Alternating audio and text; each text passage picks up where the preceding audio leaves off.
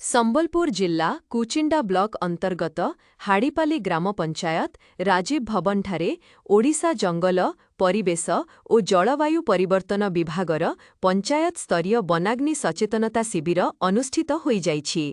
ହାଡ଼ିପାଲି ଗ୍ରାମ ପଞ୍ଚାୟତ ସରପଞ୍ଚ ମନ୍ଦାକିନୀ ନାୟକଙ୍କ ଅଧ୍ୟକ୍ଷତାରେ ହୋଇଥିବା କାର୍ଯ୍ୟକ୍ରମରେ କୁଚିଣ୍ଡା ବନାଞ୍ଚଳ ଅଧିକାରିଣୀ ଲେଖାରାଣୀ ମହାନନ୍ଦ ଯୋଗଦେଇ ଜନସାଧାରଣଙ୍କୁ ଜଙ୍ଗଲରେ ନିଆଁ ନ ଲଗାଇବାକୁ ଅନୁରୋଧ କରିଥିଲେ।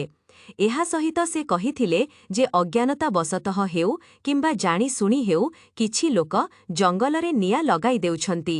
ଫଳରେ ଜଙ୍ଗଲ ନଷ୍ଟ ହେବା ସହିତ ବହୁ ମୂଲ୍ୟବାନ ଔଷଧୀୟ ବୃକ୍ଷଲତା ନଷ୍ଟ ହେବା ସହିତ ବନ୍ୟପ୍ରାଣୀମାନେ ମଧ୍ୟ ମୃତ୍ୟୁମୁଖରେ ପଡ଼ୁଛନ୍ତି। ଏହାଦ୍ୱାରା ପ୍ରକୃତି ତାର ଭାରସାମ୍ୟ ହରାଇ ବସୁଛି ଓ ଏହା ଫଳରେ ନାନା ପ୍ରକାରର ପ୍ରାକୃତିକ ସମସ୍ୟା ସୃଷ୍ଟି ହୋଇ ଜନସାଧାରଣ ହଇରାଣ ହେଉଛନ୍ତି। ଜଙ୍ଗଲରେ ନିଆଁ ଲାଗିଥିଲେ ବନ ବିଭାଗକୁ ଖବର ଦେବା ସହ ଲିଭାଇବାକୁ ଉଦ୍ୟମ କରିବେ ବୋଲି ନିବେଦନ କରିଥିଲେ। ଏହି ବନାଗ୍ନି ସଚେତନତା ଶିବିରରେ ବହୁ ସଂଖ୍ୟାରେ ଅଞ୍ଚଳବାସୀ ଯୋଗଦେଇ ଜଙ୍ଗଲ ସୁରକ୍ଷା ପାଇଁ ଶପଥ ନେଇଥିଲେ।